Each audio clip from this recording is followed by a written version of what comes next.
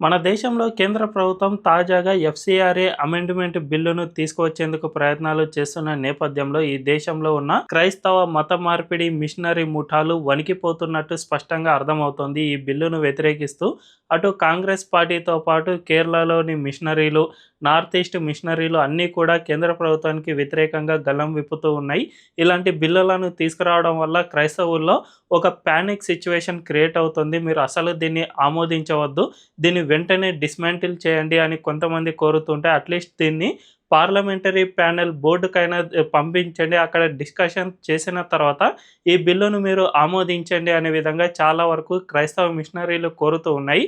అంతేకాకుండా ఈ ఎఫ్సిఆర్ఏ లైసెన్సుల నుంచి విదేశాలలో ఉన్న ఎన్జిఓలు సైతం వణికిపోతున్న పరిస్థితి నెలకొంది. అవి ఇకపై నుంచి మన దేశంలో కార్యకలాపాలు నిర్వహించలేని పరిస్థితి వస్తుంది. దీన్ని బట్టి చూసుకుంటే దీనంతటికీ ఒక్కటే కారణంగా కనిపిస్తుంది. ఇకపై నుంచి మన దేశంలో ఎఫ్సిఆర్ఏ లైసెన్సులు క్యాన్సిల్ అయిన ఎన్జిఓలు ఏవైతే ఉంటాయో వాటికి సంబంధించిన ఆస్తులన్నీ కూడా కేంద్ర ప్రభుత్వం ఆధీనంలోకి వెళ్ళిపోతాయి.